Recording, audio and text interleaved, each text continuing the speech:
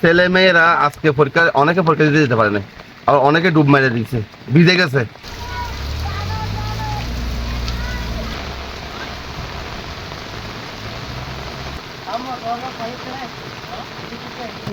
অসুবিধা বলতে গেলে তো অনেক অসুবিধা। মানে হঠাৎ করে রিক্সা দিয়ে আসছি, এখন রিক্সা যাইতেছে না, মাঝপথে বন্ধ হয়ে গেছি। অনেক দূর থেকে হেঁটে আসছি আমি। পানি তো কোমরের সমান হয়ে গেছে, আরো বাড়তেছে। আমি একটা আমার কলিকের বাসা যাচ্ছি, মহিলা অসুস্থ, সেই জন্য দেখতে আসছিলাম। এখন গিয়ে এদিকেও যাইতে পারতেছি না, এদিকেও যাইতে পারতেছি না। মানে এটা বলতে চাচ্ছি, মানে সাধারণ, আমরা যারা সাধারণ মানুষ, আমরা অনেক ভোগান্তিতে না। এটা তো ঘর বাড়িঘর সব ডুবে যাচ্ছে, নালা নর্দমা এক হয়ে গেছে। বলতে গেলে আমাদের তো খুবই অসুবিধা, যারা সাধারণ, আমরা যারা সাধারণ পাবলিক, আমাদের খুবই অসুবিধা। আমাদের অসুবিধাটা দেখার মতো মানুষ কই। আর এলাকার মল্লিকপাড়ার বাসিন্দার, সিদ্ধার বাসিন্দার আজকে অনেক গরম হয়ে পানি ঢুকছে, ভাত পানি রাঁধতে পারে না, খাইতে পারে নাই। ফ্যামিলি স্কুলের ছাত্র ছেলে মেয়ে যেতে পারে নাই, শিশু বর্গের ছেলে মেয়ে যেতে পারে নাই। খালগুলো বছর উঠে নাইলে বর্ষালে সবাই করে পানি ঢুকে যায়, এই জন্য অনেক কষ্ট হয়েছে। এগুলো কি প্রশাসনের কাছে অনেক আরাম বিচার কোনোদিন পাই নাই, এই জন্য আর খুব দুঃখিত। অনেক মায়া দেখতে পাচ্ছেন তেল একেল পানি রাস্তার মাঝখানে অনেক ডুবছে, সব ঢুকিয়েছে। এখনো তো পর্যন্ত ঢুকো বাদ পানি, আজকে আমার ঘরেও ঢুকছে, আমি বাদ পানি খাইতে আনতে পারি না, খাইতে পারি নাই। এটা কক্সবাজারের গুরুত্বপূর্ণ 5 নম্বর ওয়ার্ড, 6 নম্বর ওয়ার্ড।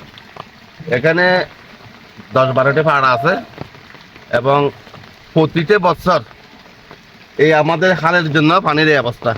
এখন স্কুলের পরীক্ষা চলতেছে, ছেলে মেয়েরা আজকে পরীক্ষা, অনেকে পরীক্ষা দিতে যেতে পারে না, আর অনেকে ডুব মেরে দিচ্ছে, ভিজে গেছে। হাঁটু, কোমর এবং গলা পরিমাণ পানি হয়ে গেছে।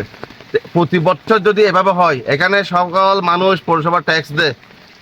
এখন ট্যাক্স দেওয়ার পর এখন তারা যদি ঘরে সুস্থভাবে থাকতে না পারে, ঘর বাড়ি যদি ডুবে যায়, তাহলে এখানে তো মানুষের একটা প্রশ্ন যে আমরা ট্যাক্স দিই, খাজনা দিই, এই দিই, সেই দিই, সব কিছু দিই, কিন্তু আমরা বর্ষা আসলে আমরা ডুবে মরি কেন? এখানে ডুবার কারণটা হচ্ছে যে আমাদের এই সামরাহাল একটা পৌরসভা গাড়ি দিয়েছিল, গাড়িটা কিছুদিন কাজ করছে, নষ্ট হয়ে গেছে, আমরা আর খনন করতে পারি নাই। আপনারা দেখতেছেন এখানে ব্রিজের ফাঁস দিয়ে পানি যাচ্ছে, কিন্তু নিচ দিয়ে যেতে পারতেছে না। কেন পারতেছে না? ওইটা ব্রিজটার নিচে পর্যন্ত একেবারে ময়লা জমে গেছে।